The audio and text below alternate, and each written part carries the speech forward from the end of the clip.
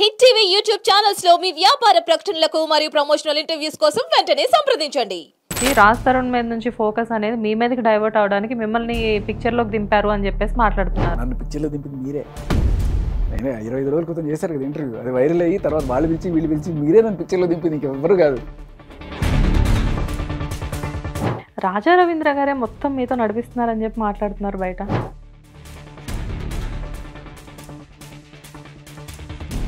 అయ్యో మా ఇదే జరుగుతుంది. ఇది ఒక్క ఉదయ్ ప్రీతి గురించే కాదు, ఎవరితో అయినా సరే ఇదే చేస్తుంది ఆవిడ.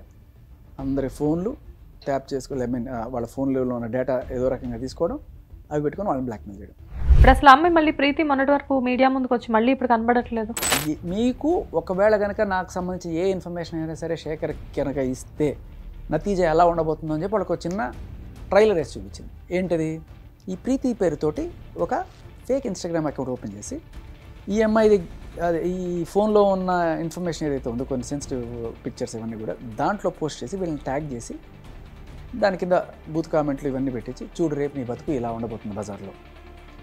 అమ్మాయి చెప్పుకుంటూ వచ్చింది మొత్తం. మీరు ఆ అమ్మాయి ఇంటర్వ్యూ చూడొచ్చు. ఇవన్నీ రెండోసారి ఈ అమ్మాయి ఇట్లా లైన్స్ కొట్టుకునేది చేస్తారు కదా, క్రెడిట్ కార్డు పెట్టి చూసని పిలుస్తున్నప్పుడు పిలిచిదిగో నువ్వు చేయి బాగుంటుంది, నువ్వు చేయి బాగుంటుంది అని చెప్పంటే వద్దక్క అన్నా కూడా నా చెల్లెలు అయితే చేయాలి. వీడిని కొడితే ఆ అమ్మాయి భయపడుతుంది అని చెప్పి నా మీద దాడి, ఆ అమ్మాయిని డీఫేమ్ ఇన్ని రకాలుగా చేస్తూ విచ్చలవిడిగా మళ్ళీ మా మీద కేసులు పెడుతుంటే అలా చూస్తున్నారు పోలీసులు. సోద్యం. రాజ్ తరుణ్ గారిని ఆయనకు వచ్చిన అవార్డు తోటే తలబాగలు కొట్టారని చెప్పి తెలిసింది, అది నిజమేనా? వాళ్ళు అదే చెప్పారు, ఉదయ్ అని అతను చెప్పాడు.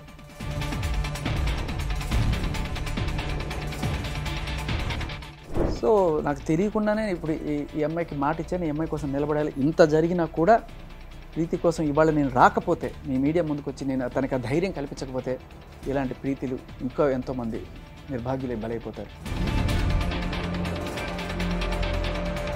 నమస్తే, వెల్కమ్ టు హిట్ టీవీ. నేను శ్వేత.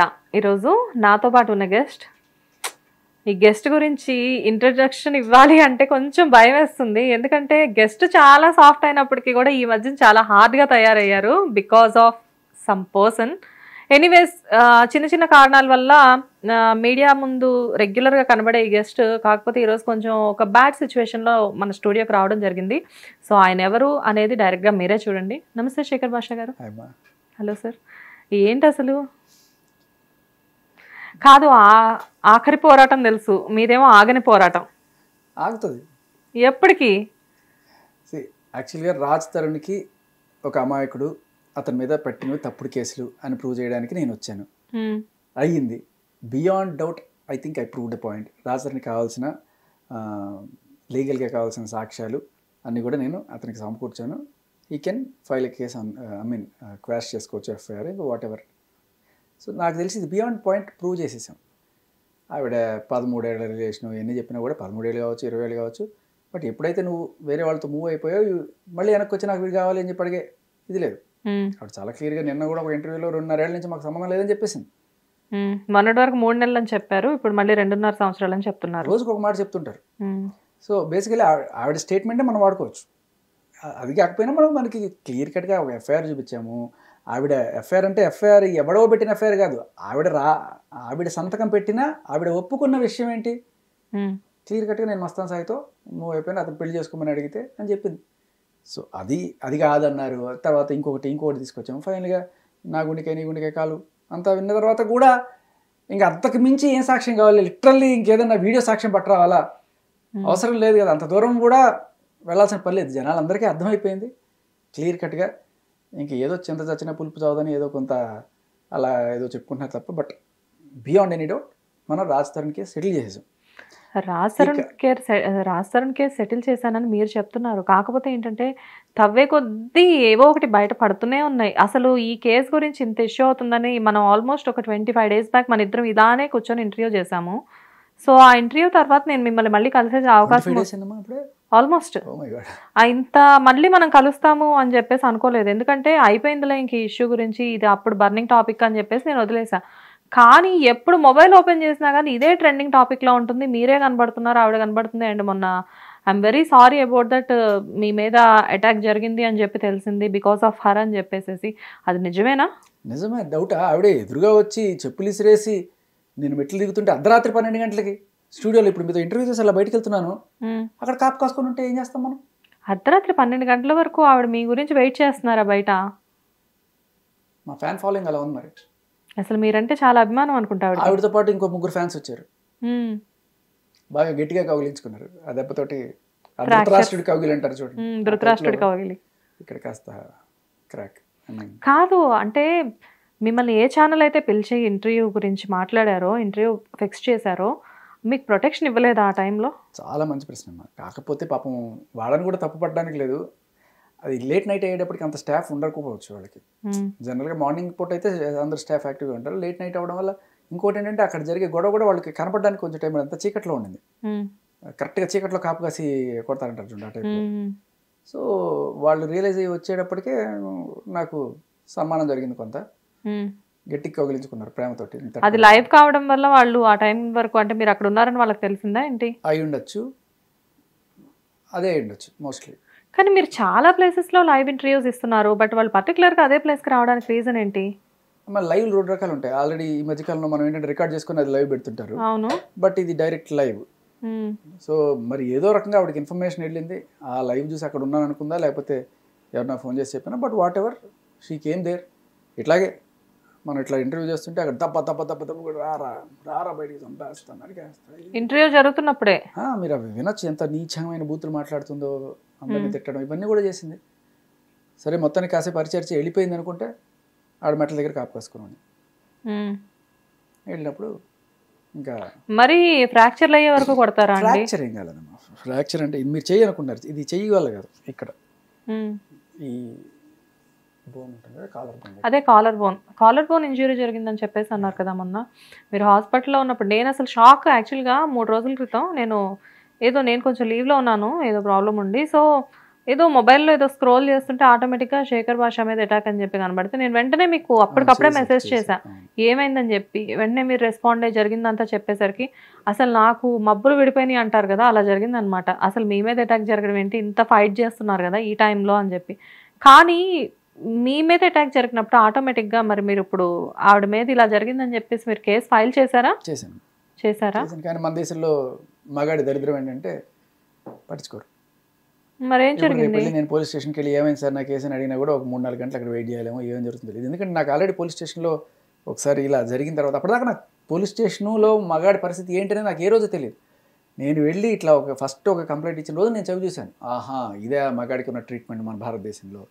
నేను ఏమన్నా సెకండరీ సిటిజనా, 3rd గ్రేడ్ సిటిజనా?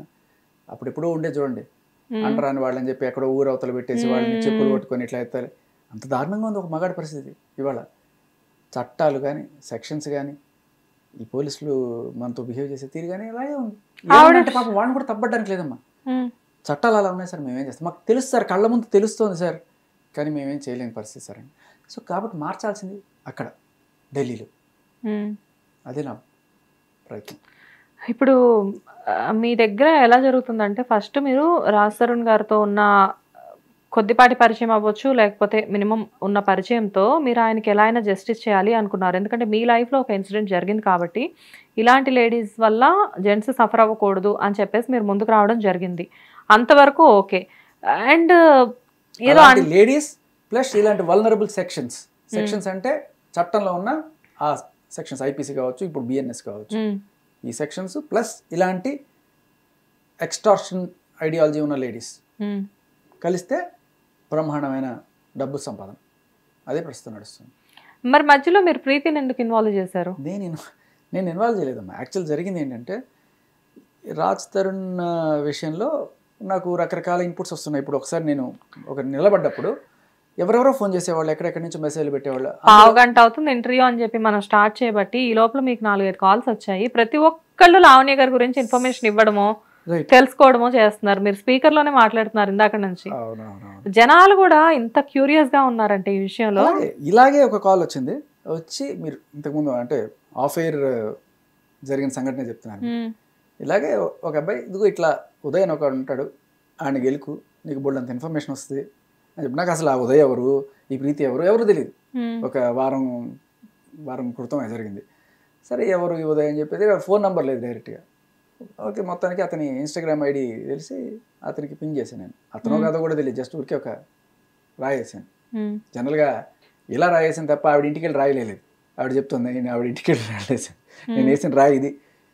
వేస్తే రెస్పాన్స్ ఏం రాలేదు. కానీ ఇది ఏం చేశాడంటే, అమ్మో శేఖర్ భాష నా దాకా వచ్చేసాడు, ఇంకేమన్నా గ్యాదర్ చేస్తాడేమో అని చెప్పి ఈ ఉదయం వెళ్ళి ప్రీతికి చెప్పడం. ప్రీతి అంటే అతని ఫియాన్సీ. సో ఈ ప్రీతి వచ్చి ఈవిడితో షేర్ చేసుకుంది. నాకు అసలు ఈ కనెక్షనే తెలియదు, ఏదో ఉదయ్కి ఏదో ఇన్ఫర్మేషన్. వీళ్ళంతా ఒక గూటి పక్షులే. ఒక గూటి పక్షులు అంటే అమ్మ, ఈ Uday friend Preethi, I mean fiancee. అతను ఒకానొక సందర్భంలో ఈవిడికి లావణ్యకి ఈ ప్రీతిని ఇంట్రడ్యూస్ చేశాడు. ఇట్లా నా గర్ల్ ఫ్రెండ్, నేను ఫ్యూచర్లో పెళ్లి చేసుకుందాం అనుకుంటున్నాను, తనకి ఈ వ్లాగ్స్ చేయడం యూట్యూబ్ చేయడం ఇంట్రెస్ట్ అంటే, అవునా చెల్లి అని చెప్పి అక్క చెల్లిలాగా పాపం దగ్గర తీసుకొని ఆవిడని అంటే దగ్గర తీసుకొని ఆవిడతో యూట్యూబ్ చేయిస్తానని చెప్పి ఆవిడతో చేసింది ఏంటంటే డ్రగ్స్ అలవాటు, బూతులు నేర్పించడం, అడ్డమైన చండాల పనులన్నీ నేర్పించడం, ఇలాంటివన్నీ చేస్తున్నప్పుడు ఆ ఫోటోలు కానీ ఆ వీడియోలు కానీ అన్నీ తీసుకొని, అంటే బేసికలీ ఇదే మోడస్ ఆఫ్ ఆపరెండి. 1.5 సంవత్సరం పాటు ఆ అమ్మాయిని ఎన్ని రకాలు, అంటే 32 ఏళ్ళు ఉన్నాయి ఈవిడ, 21 ఏళ్ళ చిన్నపిల్లని ఎన్ని రకాలుగా చెడగొట్టాలి, అన్ని రకాలుగా చెడగొట్టి అవన్నీ సాక్ష్యాలు పెట్టుకొని ఆ అమ్మాయి ఎప్పుడు చెప్తే అప్పుడు రావాలి, ఏం చేయమంటే అది చేయాలి, అలా చేసుకుంది. నేపథ్యంలో వాళ్ళకి వేరే ఆప్షన్ లేదు. మరి ఉదయ్ అనే పర్సన్ ఏం చేస్తున్నాడు? ఉదయ్ కూడా అంతే. ఉదయ్ ఫోన్ పిక్కొని ఆ ఫోన్లో ఉన్న సీక్రెట్స్ ఏవైతే ఉంటే వీళ్ళకి సంబంధించిన ఇవన్నీ కూడా అవన్నీ పెట్టుకుని తనని బ్లాక్మెయిల్. వాళ్ళకి వేరే ఆప్షన్ లేదు. ఇదంతా ఇది సినిమాలో జరుగుతున్నట్లు లేదా? అయ్యో మా ఇదే జరుగుతుంది. ఇది ఒక్క ఉదయ్ ప్రీతి గురించే కాదు, ఎవరితో అయినా సరే ఇదే చేస్తుంది ఆవిడ. అందరి ఫోన్లు ట్యాప్ చేసుకోవాలి, ఐ మీన్ వాళ్ళ ఫోన్లో ఉన్న డేటా ఏదో రకంగా తీసుకోవడం, అవి పెట్టుకొని వాళ్ళని బ్లాక్మెయిల్ చేయడం. సో ఇలా సరే ఇది జరుగుతుంది. నాకు వీళ్ళ సంగతి మీరు అడిగారు కదా, అక్కడికి పాయింట్కి వస్తే, అలా ఉదయ్కి నేను పింగ్ చేస్తే ఉదయ్ ప్రీతికి, ప్రీతి వెళ్ళి ఈవిడికి చెప్పిన తర్వాత ఈవిడికి భయం మొదలైంది. ఇప్పుడు ఏం దొవుతాడో వీడు, ఏం తీస్తున్నాడు, రోజుకి ఒక్కటి తీస్తున్నాడు, కొత్త కొత్త ఆధారాలను పట్టుకొస్తున్నాడు, ఇప్పుడు ఏం చేసుకొస్తాడు, మీరు మాత్రం జాగ్రత్తగా ఉండండి, నాకు సంబంధించిన ఏ ఇన్ఫర్మేషన్ వాడికి ఇచ్చారంటే మీకు తెలుసు కదా, మీ గుట్టంతా నా చేతిలో ఉంది, చచ్చిపోతారు మీరు, బయటకు వచ్చిందంటే మొహం ఎక్కడ పెట్టుకుంటారు మీరు, అయ్యో మాకేం పని అక్క, అసలు వాడు ఎవడో కూడా మాకు తెలియదు అని చెప్పి ఆమె కాల్ కూడా మీరు వినే ఉంటారు. వాడిని పట్టించుకునేది ఏంటి అసలు, నేను వాడికి చెప్పానక్క, ఉదయ్కి చెప్పాను శేఖర్ భాష జోలికి పోవద్దు, శేఖర్ భాష ఇవన్నీ పట్టుకుంటున్నాడు అని చెప్పి. కానీ ఈవిడికి రోజు రోజుకి డౌట్ పెద్దదయ్యి బాగా వాళ్ళని సతాయించడం మొదలుపెట్టినాడు. చెప్పావా ఏమన్నా చెప్పావా అని చెప్పి. దానికి తోడు నేను ఎప్పుడైనా ఇంటర్వ్యూస్లో నా కొత్త ఆధారాలు బయటపడుతున్నాయి, వచ్చి మీ ముందు పెడతానంటే ఆవిడ టెన్షన్ మొదలైపోతుంది. చూసిన ప్రతిసారి అమ్మో వీడు చెప్పేశాడా అంటే వీడు ఇట్లా ఎంతో మందిని చెడగొట్టుంటుంది. ప్రతి ఒక్కళ్ళకి చెప్తుంది అన్నమాట, నువ్వు చెప్పావా అని చెప్పి. అలా వీళ్ళకి గట్టిగా ఇది చేసింది అనమాట.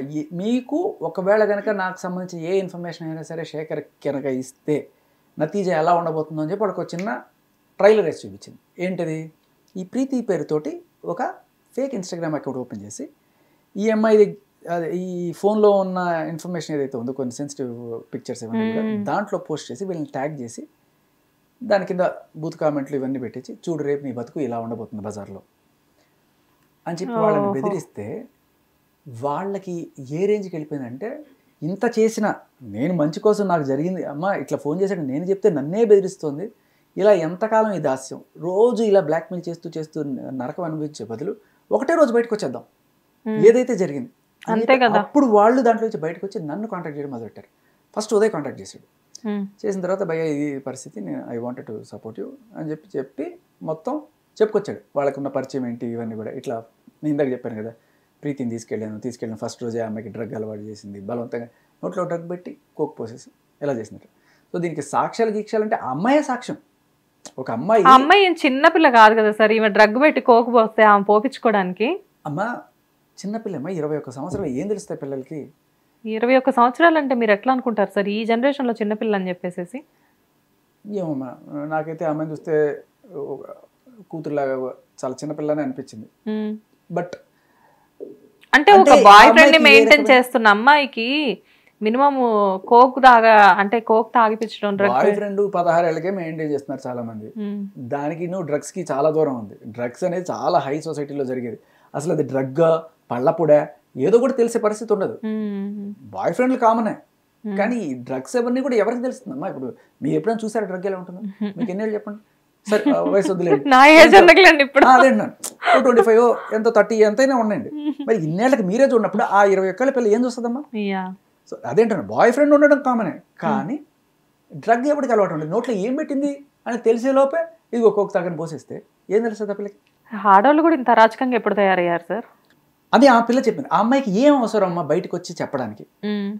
బయటకు వచ్చి ఒక అమ్మాయి నాకు ఇంత అన్యాయం జరిగిందని చెప్పడానికి ఏం అవసరం? సరే సార్, మీరు అన్నట్టే ఆ అమ్మాయికి డ్రగ్, ఈ అమ్మాయి లావణ్య ఎలానో అలవాటు చేసేసింది, ఫస్ట్ టైం తెలియకుండా చేసింది, తర్వాత మరి 1.5 year ఆ అమ్మాయితో ట్రావెల్ చేసింది. తర్వాత రెండో అమ్మాయి చెప్పుకుంటూ వచ్చింది మొత్తం. మీరు ఆ అమ్మాయి ఇంటర్వ్యూ చూడొచ్చు. రెండోసారి ఈ అమ్మాయి ఇట్లా లైన్స్ కొట్టుకునేది చేస్తారు కదా, క్రెడిట్ కార్డు పెట్టి చూసాను పిలుస్తున్నప్పుడు పిలిచిందిగో నువ్వు చేయి బాగుంటుంది, నువ్వు చేయి బాగుంటుంది అని చెప్పంటే వద్దక్క అన్నా కూడా ఉన్న చెల్లెలు అయితే చేయాలి.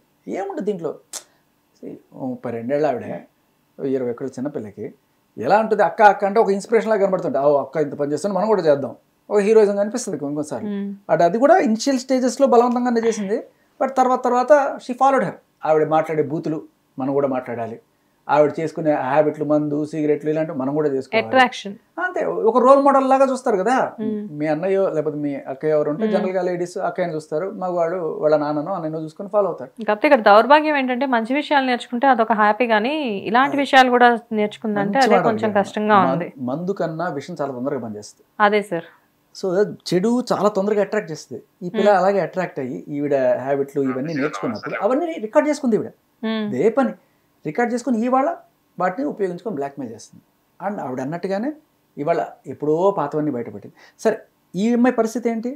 కొన్నాళ్ళకి ఈ డ్రగ్ హ్యాబిట్లు అవన్నీ నుంచి ఏ స్టేజ్కి వెళ్ళిపోయిందంటే ఓవర్ డోసులు అయిపోయి ఆరోగ్యం దెబ్బతిని ఆఖరికి డిప్రెషన్ వెళ్ళిపోయి సూసైడ్ చేసుకునే దాకా వెళ్ళింది అమ్మాయి.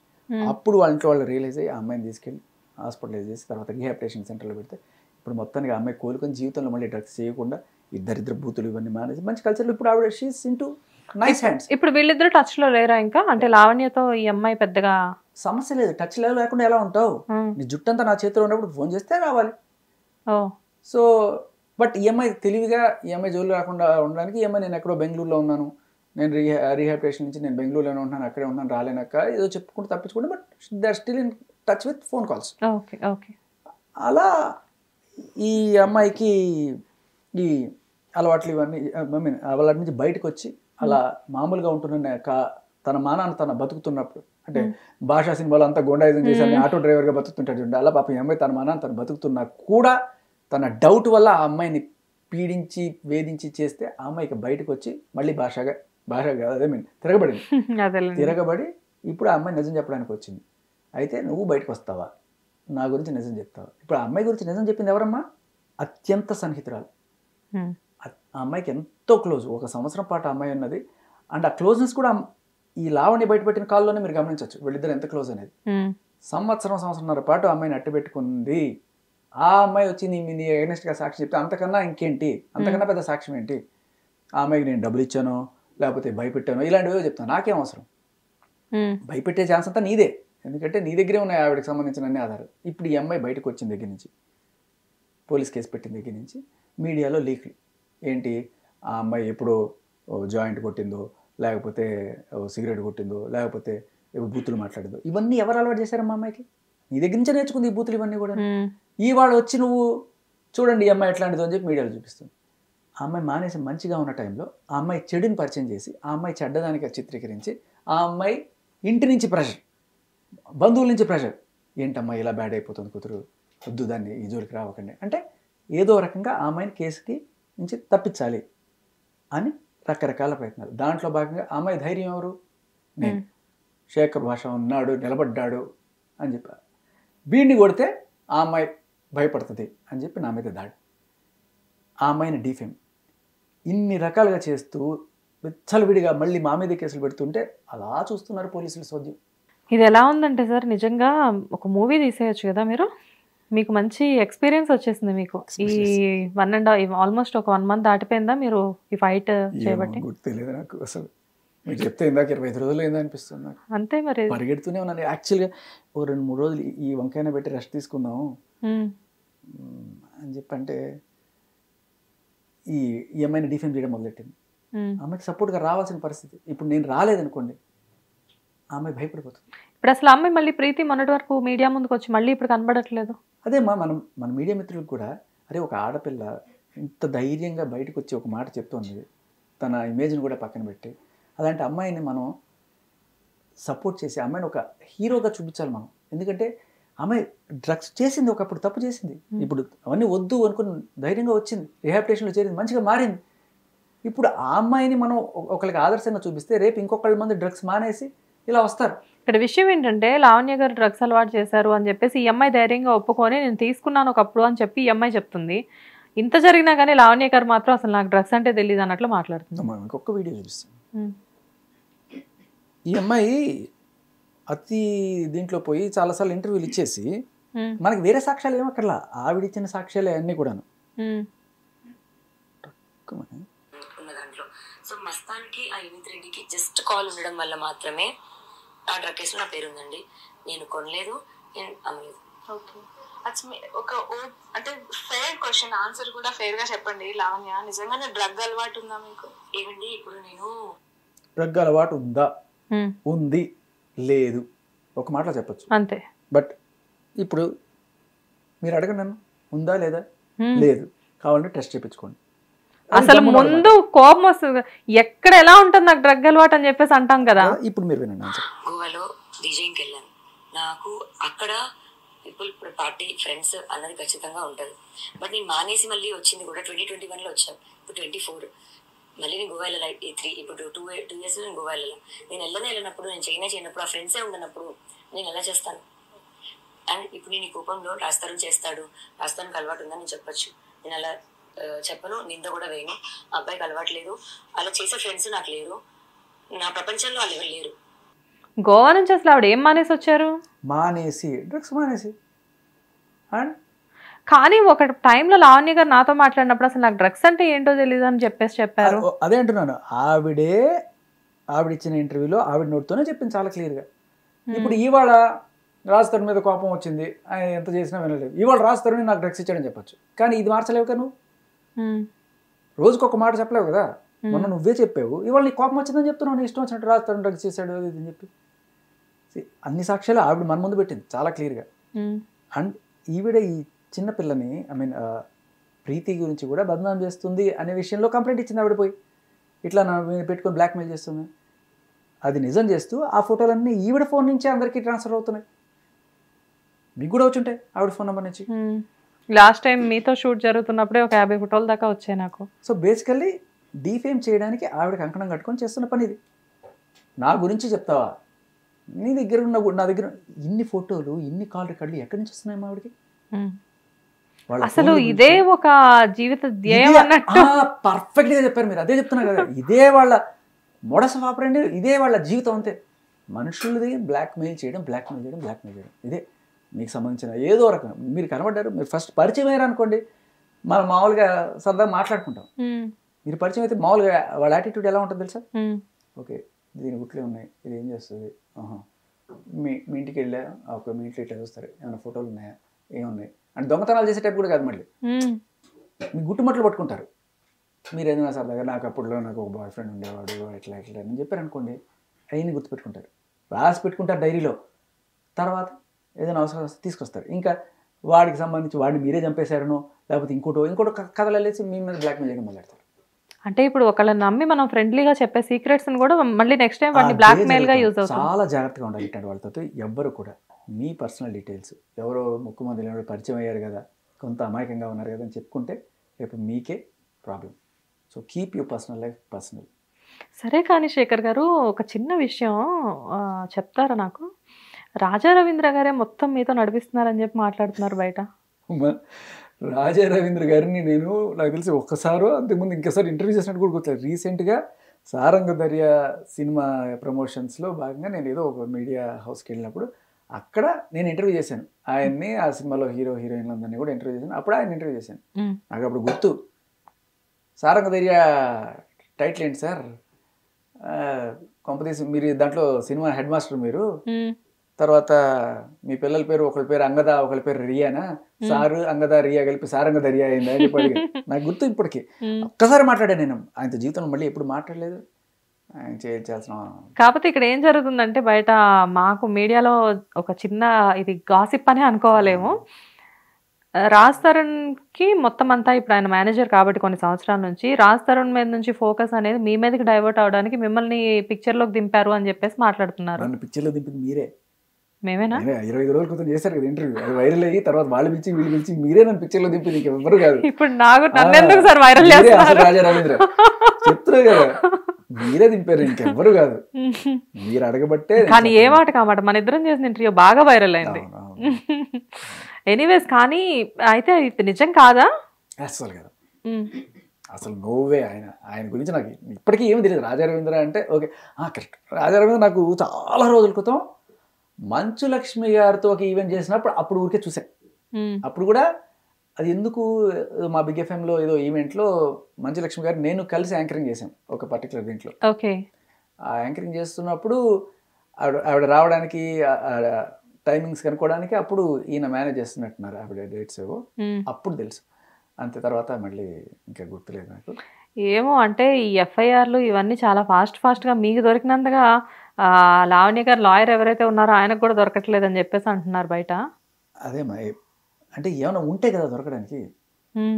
ఇప్పుడు 100 మంది జీవితాలు నాశనం చేసేవు, ఇవాళ నా గొప్పతనం ఏం లేదు. నేను ఒకటి వచ్చి అట్లా ముందు నుంచుంటే ప్రపంచంలో ఉన్న మొత్తం ఇన్ఫర్మేషన్ నాకు వచ్చి చేరుతాను. అదే కదా, ఏదో యూనివర్స్ మనం ఏదైనా అనుకుంటే మొత్తం అంతా పంచభూతాలు కలిపి మనకు సహకరించినట్టు మీకు అదే జరుగుతున్నట్టు. ఏమీ లేదు, నన్ను ఎవ్వరు తీసుకురాలేదు. మీరే నన్ను నాయకుడిని చేశారు, ప్రజలే నాకు ఈ ఇన్ఫర్మేషన్ పంపిస్తున్నారు. అదే కదా, ఫోన్లు చేసి మరి లావణ్య గారి గురించి మీకు ఇన్ఫర్మేషన్ ఇస్తున్నారంటే ఆవిడకి ఎంతమంది శత్రువులు ఉన్నారో మీకు ఎంతమంది అజాత శత్రువులు ఉన్నారో అర్థం కావట్లేదు నాకు. ఓకే. అండ్ అసలు ఇప్పుడు ఏంటి సార్, ఇప్పుడు నెక్స్ట్ ఫైట్ ఏంటి అసలు మీది? నెక్స్ట్ ఫైట్ అమ్మా రాజ్ తరుణ్ది. I think I'm done with it. చాలా క్లియర్ గా రాజ్ తరుణ్ నిర్దోషి. ఇప్పుడు రాజ్ తరుణ్ ఏమంటున్నారు అసలు అది చెప్పండి మీరు ఫస్ట్. ఆయన షూటింగ్ లో బిజీగా ఉన్నాడు, దొరకట్లేదు. 2-3 రోజుల నుంచి పట్టుకుందాం అన్నా కూడా. పాపం మొన్న తిరగబడరా స్వామి ప్రమోషన్స్కి వచ్చినప్పుడు ఆయన ఒక రకంగా చెప్పాలంటే ఏడుపు ఒకటే తక్కువ అన్నట్లు మాట్లాడారు. ఎమోషనల్. అందుకే ఇంత భరించాడు. ఒక ప్రముఖ వ్యక్తి నాతో అన్నమాట, ఇలాంటి ఆడియో క్లిప్ విన్న తర్వాత ఇలాంటి వాళ్ళని మనం అరగంట కూడా భరించలేము. ఈడెవడరా బాబు 3 ఏళ్ళ, ఆవిడేమో 13 ఏళ్ళు ఉంటుంది, కానీ ఈయన చెప్పిన దాని లెక్క 3 ఏళ్ళు ఎలా భరించావు? 3 ఏళ్ళు రిలేషన్ తర్వాత కూడా ఉంది కదా, 7 ఏళ్ళు 10 ఏళ్ళు మొత్తానికి. నువ్వు దేవుడు, నువ్వు పిరికోడు కాదురా బాబు, నువ్వు బాహుబలి కన్నా గొప్పవాడు అన్నాడు ఆయన. ప్రముఖ వ్యక్తి ఎవరో నాకు కూడా తెలుసు,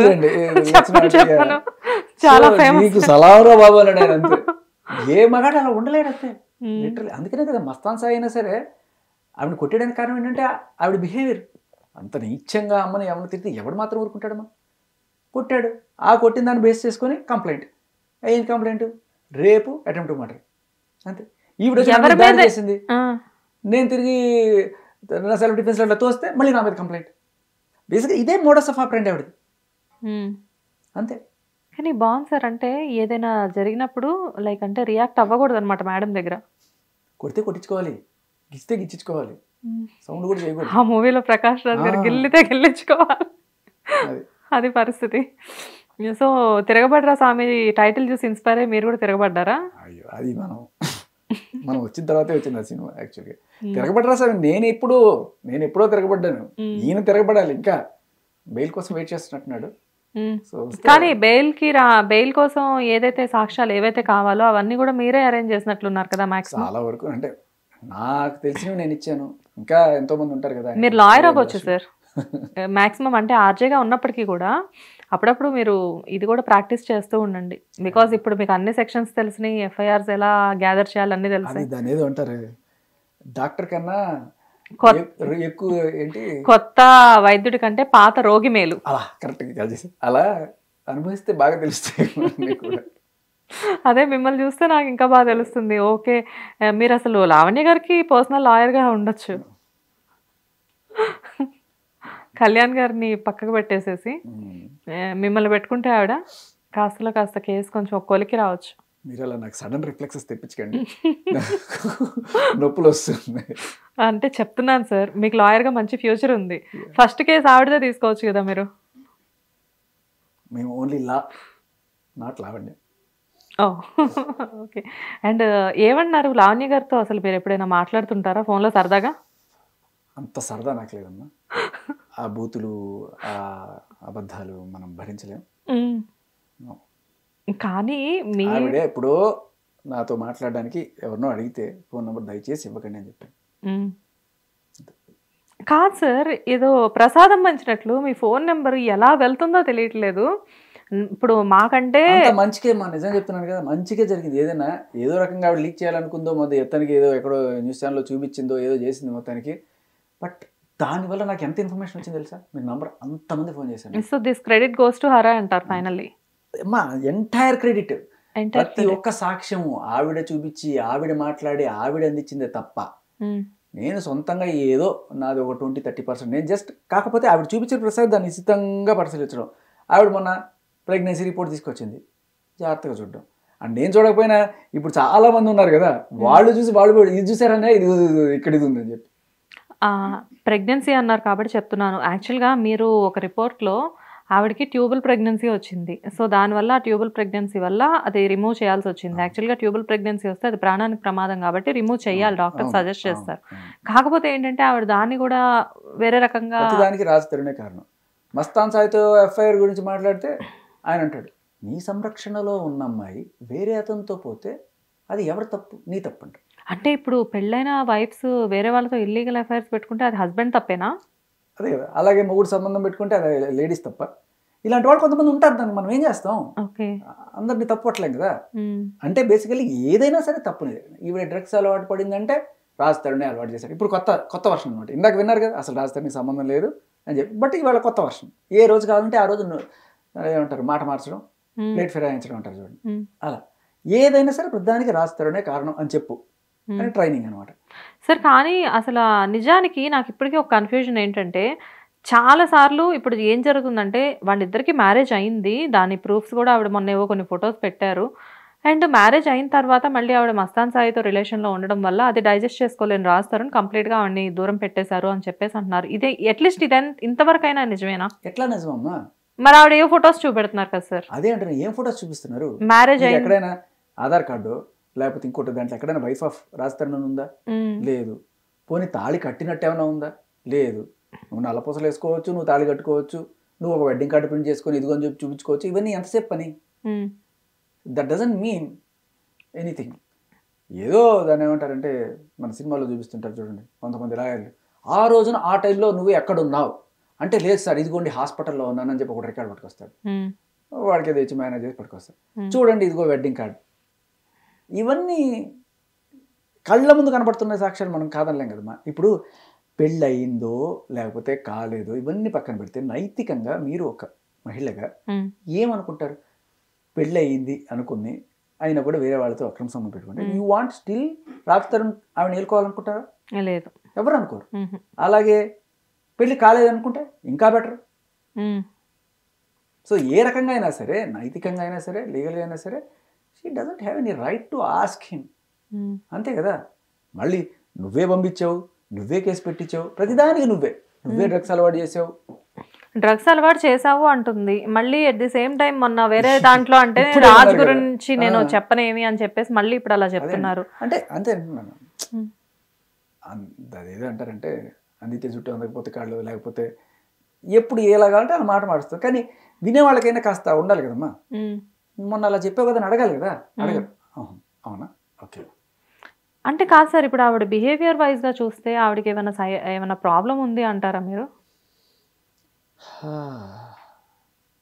అంటే చెప్పడానికి నేను అథెంటిక్ పర్సన్ కాదు, బట్ నాకు చూసినప్పుడు ఖచ్చితంగా అలాగే అనిపించింది.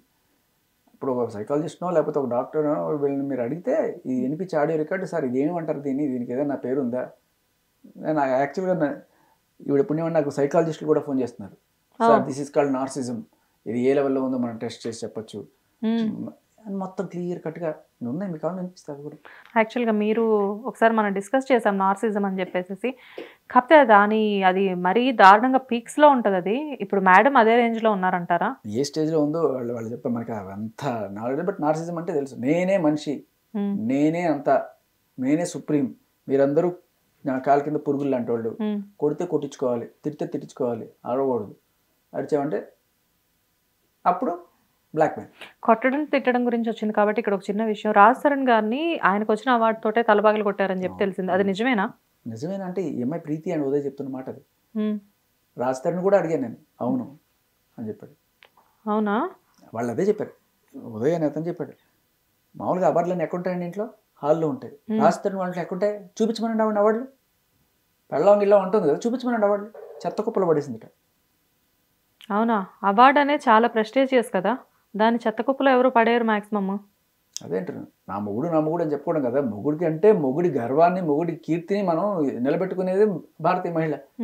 అలాంటి నువ్వు తీసుకెళ్ళి చెత్త కుప్పలో పడేసి నీకు అవసరం వస్తే మొగుడా?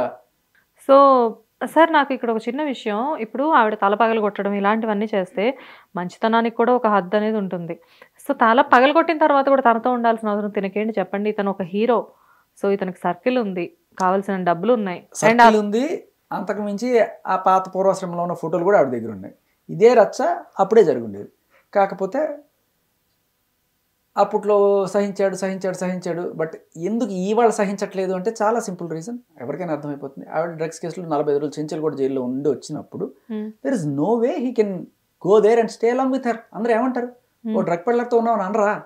అది బేసిక్ సెన్స్ ఆవిడకైనా ఉండుంటే ఆవిడ ఏం చెప్పాలి, ఒక నిర్దోషిగా నేను ప్రూవ్ చేసుకున్న తర్వాత వచ్చిన తర్వాత ఇంకేదో అంటే రిలేషనో ఫ్రెండ్షిప్పో ఏదైనా కావచ్చు, దట్ వుడ్ బి డిఫరెంట్. నిజంగా నువ్వు నా శ్రేయస్ కోరుకునేదాన్ని అయితే నీ మీద అంత నింద ఉన్నప్పుడు నువ్వు నా దగ్గర రాకూడదు. ఎక్కడెక్కడో ఉంటే నిర్దోషిని ప్రూవ్ చేసుకున్న తర్వాత వచ్చి అవును నేను నిర్దోషిని, ఇప్పుడు నేను ఉంటాను ఫ్రెండ్లీగానో లవర్గానో పెళ్ళంగానో ఏదైనా సరే, what ever relation can be. ఎవరైనా సరే ఈ 3 మన దగ్గరికి వచ్చి అలాంటి వాళ్ళు ఉంటే మనల్ని తప్పుపడుతుంది లోకం. It's clear damage to his image. అనుకున్న వెళ్ళిపోయాడు. అప్పటికి కూడా ఆయన మంచితనం చూడండి, ఆ ఇల్లు వదిలేసి వెళ్ళాడు, నిలబెట్టుకోలేదు. బంగారు బాతు గుడ్డు పోసినట్టు అప్పటికి ఈయన మీద కేసులు పెట్టి ఈయన రచ్చకేడ్చి ఈయన పరుదిస్తే ఇంకెవడమ్మా తట్టుకుంటాడు? ఇప్పటికీ నాకు అదే అర్థం కాదు సార్, ఇంత జరిగినా కానీ అతను ఆమెకి ఇల్లు ఎందుకు ఇచ్చినట్లు? ఇల్లు ఇవ్వడం ఏం లేదు, ఆక్రమించుకొని బలవంతంగా ఉంటున్నారు అంతే. So the day will come, justice will come. And అసలు ఇప్పుడు చెప్పండి సార్, అసలు నెక్స్ట్ ఇప్పుడు ప్రీతి గురించి ఆల్రెడీ మీరు ఒక కాజ్ కోసం ఫైట్ చేస్తూ ఉన్నారు. ఇప్పుడు ఓన్లీ మీరు ఇక్కడ ఈ విషయంలో ప్రీతికి ఒక్కళ్ళనైనా, మళ్ళీ రాజ్ తరుణ్ని ప్రీతిని అందరినీ కలిపి మీరు ఏమన్నా ఒక ఇన్వాల్వ్ చేసి ఏదైనా ఒకటి చేద్దాం అనుకుంటున్నారా? పాయింట్లెస్ అమ్మా. ఇప్పుడు రాజ్ తరుణ్కి చాలా క్లియర్ కట్గా కావాల్సిన ఎవిడెన్స్లు అన్నీ ఉన్నాయి. ఆయన ఈ కేసు నుంచి బయటపడిపోతాడు అనేది దాంట్లో ఎటువంటి డౌట్ లేదు.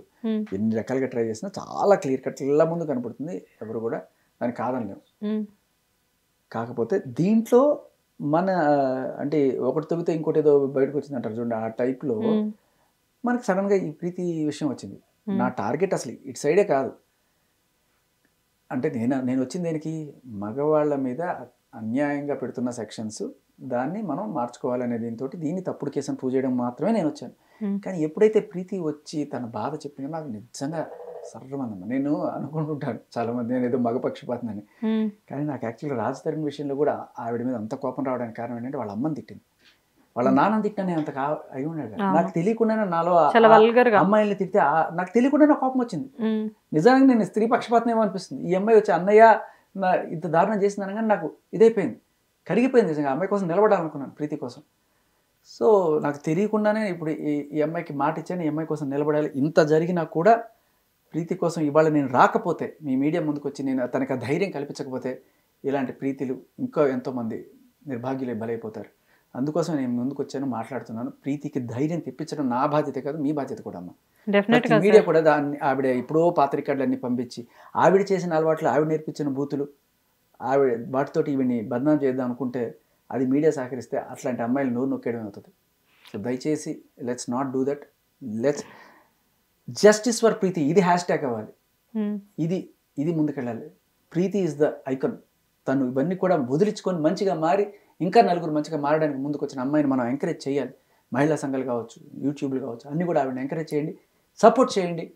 ప్రీతి నిలబడితే ఇలాంటి 100 మంది ప్రీతులు, ఇలాంటి బాధితులు ఆవిడ దగ్గర ఇంకా ఎంతో మంది ఉన్నట్టున్నారు అని చెప్పేసి అంటున్నారు కదా. సో ఇవాళ ప్రీతి వచ్చింది, రేపొద్దున ఇంకొక ఆవిడ వస్తుంది. ఇలా మీరు ఎంతకాలం ఈ ఫైట్స్ ఎంతకాలం కంటిన్యూ చేస్తారు? అంటే రేపొద్దున ఇంకొక అమ్మాయి వచ్చి లేదమ్మా, పోలీసులు రియలైజ్ అయ్యి సుముటోగానో లేకపోతే ఈవిడ బెయిల్ రద్దు చేసి ఈవిడ లోపల పెట్టి అదుపులోకి తీసుకుంటే మిగతా వాళ్ళకి ధైర్యం వస్తుంది, వాళ్ళు వచ్చే విచారణ చేస్తారు వాళ్ళు.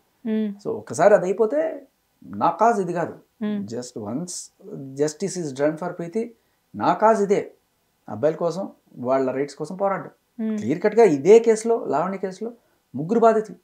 మస్తాన్ సాయిని అన్యాయంగా కేసులో ఇరికించామని చెప్పి వాళ్ళ తర్వాత వచ్చి చెప్తున్నారు ఇప్పుడు తప్పుడు కేసుని. అలాగే రాజ్ తరుణ్ కేసు తప్పుడు కేసా? ఇప్పుడు నా మీద నన్నే కొట్టి వాళ్ళే వెళ్ళి కేసు పెడితే పోలీసులు ఎఫ్ఐఆర్ చేశారు. ఎన్నాళ్ళు ఇలా మగాళ్ళు ఇలా బతుకుతారు? దీనికోసం నా పోరాటం కొనసాగుతుంది. బట్ ప్రీతి ఒక చెల్లిగా వచ్చింది, అడిగింది కాబట్టి నేను ఆ అమ్మాయికి మాట ఇచ్చాను. ఆ అమ్మాయిని నిలబెట్టుకోవాలి. ఆ అమ్మాయి ధైర్యం, నేను నన్ను కొట్టినా ఆ అమ్మాయి ధైర్యాన్ని కొట్టినట్టే అని వాళ్ళు కొట్టారు. బట్ ఈరోజు ఐ విల్ మేక్ షూర్ ప్రీతి ధైర్యంగా నిలబడుతుందని. సార్ కానీ మీ ఇంట్లో ఏం ఇష్యూస్ అవ్వట్లేదా? లైక్ అంటే అయ్యో అస్సలు మాట్లాడకండి అమ్మా, మీరు అది అడిగితే మా వాళ్ళు చూసి ఇంకా నన్ను నాకు 100 మంది వెనక్కి లాగుతున్నారు. నేను అసలు అలాంటి కాల్స్ మా ఫ్రెండ్ నుంచి వచ్చినా కూడా కట్ చేస్తున్నాను. ఎందుకంటే వాడు ఏమడుగుతాడు నాకు తెలుసు, ఎందుకు రా మనకి పెంట ఫస్ట్ వచ్చే మాట. బికాజ్ ఏంటంటే సార్ నేను కూడా ఒక మ్యారీడ్ ఉమెన్నే. సో ఇప్పుడు మీ ప్లేస్లో నా ఇంట్లో మా బ్రదరో నా హస్బెండ్ ఉంటే డెఫినెట్గా నేను వాళ్ళని వెనక్కి లాగుతాను. ఎందుకంటే నా ఫ్యామిలీయే నాకు ఇంపార్టెంట్ అనుకుంటాను నేను ఫస్ట్. అసలు మిమ్మల్ని చూసి నాకు టీవీలో మిమ్మల్ని చూసి నేను కాదు, ఇప్పుడు మా పక్కింటి మా నైబరే ఉంది. నేను మొన్న మీ టీవీలో ఏదో చూస్తుంటే ఆవిడ వచ్చి ఇతనికి ఫ్యామిలీ లేదా, పెళ్ళి అవ్వలేదా అని అడిగింది ఆవిడ. అంటే నేను లేదు ఫ్యామిలీ ఉంది, వాళ్ళ పాప ఉంది, వాళ్ళ వైఫ్ ప్రెజెంట్ స్టిల్ క్యారింగ్. అంటే మరి ఎందుకు ఈ అబ్బాయికి అసలు చిన్నపిల్లోడే కదా, ఈ అబ్బాయి మాత్రం ఎందుకు ఇంత ఫైట్ చేయడం అని చెప్పేసి అంటే నాకు అదే అర్థం కాలేదు. అంటే ప్రతి ఒక్కళ్ళకి ఇప్పుడు ప్రెజెంట్ రేజ్ అవుతున్న మాట మాత్రం చెప్తానమ్మా, నా ధైర్యం మా మిస్సెస్. ఆవిడ కూడా కొంత కన్నీళ్ళు పెట్టుకుంది కొన్ని సందర్భాల్లో. ఇంత జరిగితే ఎవరైనా కన్నీళ్ళు పెట్టుకోకుండా ఉంటారా? ఇదే కాదు, బట్ ఏదైనా ఆ రోజు నేను ఇంటికి వెళ్ళినప్పుడు కూడా అమ్మ దెబ్బలు తీసుకుని నేను ఎంత కవర్ చేసుకున్నాను. ఆవిడకి కనబడకుండానే వెళ్ళి నేను ఇప్పుడే వస్తానని చెప్పి వెళ్ళాను తప్ప ఆవిడకి ఆ రోజు కూడా నేను కనబడిన వాళ్ళ. కానీ ఏదో ఉంది, కానీ షీఈ్ ఏ స్టేబుల్ ఉమెన్, చాలా ధైర్యంగా లైఫ్ లీడ్ చేయగలదు. నేను లేకపోయినా నా పిల్లల్ని చూసుకోగలదు అన్న ధైర్యం నాకు ఉండడం వల్లే ఆవిడే నా ధైర్యం. అందుకే నేను ఇంత చేయగలుగుతున్నాను. అండ్ నేను లేకపోయినా అన్న మాటల దాకా ఎందుకులే కానీ లేదు చెప్తున్నా, నాకు ఆ ధైర్యం ఉందమ్మా. షీఈ్ అదే అంటున్నారు చాలామంది, ఏదో మగపక్షపాతి అదే అనుకుంటారు. కానీ నా లైఫ్లో నాకు ఇప్పుడు కూడా మా ఆవిడతో ఇట్లాంటి ప్రాబ్లమ్స్ కానీ ఇట్లా ఏమీ లేవు. I'm happy. బట్ పక్కన వాడి బాధ నేను ఫీల్ అవ్వగలను. దానికోసం నేను ఎక్కడి నుంచి ఎక్కడికి స్టార్ట్ అయ్యారు శేఖర్ గారు మీరు? ఫస్ట్ మీ లైఫ్లో ఒక అమ్మాయి ఇన్సిడెంట్ జరగడం, అక్కడ మీరు సఫర్ అవ్వడం, అప్పుడు మీడియా ముందుకు వచ్చారు. మళ్ళీ కొన్నాళ్ళకి తర్వాత మీ వర్క్ మీరు చేసుకుంటూ మీ పాటికి మీరు ఉన్నారు. Again came to Raj Tarun. So Raj Tarun కోసం బయటకు వచ్చి అప్పటి నుంచి స్ట్రగుల్ అవుతూనే ఉన్నారు మీరు. అంటే అతన్ని సేవ్ చేయాలి అన్న ఇంటెన్షన్తో అప్పటి నుంచి ఈ ఫైట్ చేస్తుంది. ఇది తప్పుడు కేసు అని ప్రూవ్ చేయడంలోనే నా పాయింట్. అతను సేవ్ చేయడం కూడా ఇది తప్పుడు కేసు అని ప్రూవ్ చేయడం. ఆ రకంగా అతను సేవ్ అయితే సేవ్ అయ్యాడు, బట్ తప్పుడు కేసులు పెడుతున్నారు, సెక్షన్లు మిస్యూజ్ చేస్తున్నారు అనేదే నా పోరాటం. దాంట్లోనే రాజ్ తరుణ్కి హెల్ప్ అయింది. సో అక్కడ నుంచి మీరు ఇప్పుడు ప్రీతి. సో ఇది నిరంతర లేదమ్మా. I think it should stop once police కావచ్చు, మన సిస్టమ్ క్లియర్ కట్గా చూస్తుంది ఏం జరుగుతుందో. ఆవిడ సాక్షుల్ని ప్రభావితం చేయడానికి, అమ్మాయిని డిఫేమ్ చేయడం, నన్ను కొట్టించడం, ఇంత దారుణం చేస్తున్న టైంలో కూడా ఇంకా పోలీసులు అలా చోద్యం చూస్తూ ఉంటే I don't think there is much time to her. ఇన్ని మీడియా ఛానల్స్ మీకు సపోర్ట్ చేస్తున్నాయి. సో పోలీసులు మీ దాకా వచ్చి ఓకే అని చెప్పేసి ఈ విషయంలో సీరియస్గా తీసుకోవట్లేదా? అలా చేయరమ్మా పోలీసులు. బేసికల్ మనమే వెళ్ళాలి వాళ్ళ దగ్గరికి. బట్ నాకున్న బ్యాడ్ ఎక్స్పీరియన్స్ మీకు తెలిసిందే. మగాడు పోలీస్ స్టేషన్కి వెళ్తే జరిగే న్యాయం నాయకపోతే. లెట్స్ హోప్ ఇది ఎంత పెద్దదైతే అంత, అంటే పోలీసులకు కూడా ఇదేదో జరుగుతుంది పెద్ద విషయం అని చెప్పి వాళ్ళ దాకా వెళ్తే వాళ్ళు దే కెన్. సార్ ఇంకా మీకు డౌట్ ఉందా ముందు ముందు ఇంకా లావణ్య మీ మీద వేరే అటాక్స్ కూడా చేయిస్తుంది అని చెప్పేసి? రానివ్వండి. అప్పుడు అంటే ఆ రోజు నేను ప్రిపేర్డ్గా లేను. ఇప్పుడు 3 మంది 30 మందిని తెచ్చుకోమనండి, ఐఎమ్ రెడీ, ఇక్కడే ఉంటాను. అంటే లైక్ అంటే ఒక థ్రెట్ ఏదైనా ఉంది తన దగ్గర నుంచి అన్న డౌట్ ఉందా మీకు? ఎందుకు లేదమ్మా, క్లియర్ కట్ కళ్ళ ముందు కనబడుతుంది కదా. నాకేమన్నా సరదా నేనే కొట్టేసుకొని గీక్కోవడానికి? అంటే ఆల్రెడీ ఒకటి జరిగింది, కళ్ళ ముందే కనబడుతుంది కదా, చెప్పేసిరేయడం న్యూస్ ఛానల్లో. అవును, అంటే అది కాదు, కళ్ళ ముందే కనబడుతుంది. నేను బెదిరించడం, నన్ను అక్కడ ముందుకు వచ్చి. మీకు ఏమైనా కాల్స్ కూడా ఏమైనా వస్తుంటాయా సార్? ఇండైరెక్ట్గా కొంతమంది థర్డ్ పార్టీ నుంచి. బట్ ఎందుకంటే ఆవిడ డైరెక్ట్గా చేసిందంటే ప్రూఫ్ దొరికిపోతుంది కాబట్టి ఆ మాత్రం తెలివితేటలు లేవు అనుకున్నాను. సో ఇండైరెక్ట్గా కాల్స్, వార్నింగ్స్ అయితే వస్తూనే ఉన్నాయి మీకు. సో బట్ ఇంత జరుగుతుంది కదా సార్, మీకు ఎక్కడ భయం అనేది అనిపించట్లేదు? అంటే అందరం మనుషులమే కదా. నేను భయపడితే అమ్మా నా చెల్లి భయపడుతుంది, ప్రీతి. నేను ధైర్యంగా ఉండాలి. నేను ధైర్యంగా ముందుకు వచ్చి ఏం జరిగినా నేను ముందుకు వచ్చి మాట్లాడుతుంటే తనకి ఒక ధైర్యం వస్తుంది. అరే అన్నయ్యకి ఇంత అయినా కూడా తను నా కోసం వచ్చి మాట్లాడుతానంటే నేను కూడా రావాలి అని తనకు ఒక ఇది వస్తుంది. ఖచ్చితంగా నాకు మీరు మీడియా అందరూ కూడా సపోర్ట్ చేసి నా కోసం కాదు, అట్లీస్ట్ మగదరిద్రుడు ఏమైనా సావనండి, ప్రీతి కోసం అయినా సరే, అలాంటి చిన్న అమ్మాయి, ఆ అమ్మాయి తనకు జరిగిన పాస్ట్ అంతా మర్చిపోయి మంచిగా బతకడానికి వచ్చిన అమ్మాయిని డీఫేమ్ చేస్తున్న వాళ్ళందరూ ఒక్కసారి ఆలోచించండి. Let's support Preethi. అండ్ అప్పుడే అమ్మాయి ముందుకు వస్తుంది, మీడియా ముందుకు వస్తుంది, మాట్లాడుతుంది ఖచ్చితంగా. అంతే. Hope for the best Shekhar Bhasha గారు. ఎందుకంటే ప్రీతి నిజంగానే అంటే ఒక 2 days చాలా యాక్టివ్గా మీడియా ముందుకు వచ్చింది. తర్వాత తనకు వచ్చిన కాల్స్ కానివ్వండి, తనకు వచ్చిన వార్నింగ్స్ వల్ల కానివ్వండి, మళ్ళీ ఆ అమ్మాయి భయపడి వెనక్కి వెళ్ళింది. మీరు ఇప్పుడు తనకి చాలా సపోర్ట్ చేస్తున్నారు, తన కోసం ఇప్పుడు మీరు ఫైట్ చేస్తున్నారు. మిమ్మల్ని చూసి మమ్మల్ని చూసి తను మీడియా ముందుకు వచ్చి అసలు ఏం జరిగింది అనేది చాలా వరకు తను చెప్పారు. ఇంకా లోపల ఏమేమి జరిగినాయో అవి తను మీకు పర్సనల్గా చెప్పింది. ఇందాక ఆఫ్ కెమెరా కూడా అడిగేది ఒకటే, ఒకవేళ ప్రీతి వస్తే మీకు 2 ఏళ్ళ క్రితం పెళ్ళి అయింది కదా, 2 ఏళ్ళ క్రితం అబ్బాయితో ఎఫ్ఐఆర్ ఉందట కదా, మీరు అప్పుడు గంజే కొట్టారు కదా, ఇది కాదు కదమ్మా మనం అడగాల్సింది. తను చేసిన తప్పులన్నీ వదిలేసింది, ఇప్పుడు తను మంచి లైఫ్లోకి వచ్చింది, నలుగురికి ఇలా కాకుండా ఉండడానికి ముందుకు వచ్చింది. ఇన్ఫాక్ట్ తను ఒక రీహాబిలిటేషన్ కేంద్రమే పెట్టాలనుకుంటుంది పాపం ఇలాంటి వాళ్ళ కోసం. అంత మంచి వాల్యూస్ ఉన్న అమ్మాయి. ఆ అమ్మాయిని మనం ఇలా బెదిరించి అవమానకరమైన క్వశ్చన్లు అడిగి బెదిరించాను కదా, ఆ అమ్మాయిని హీరోని చేయండి, అది నేను అనేది.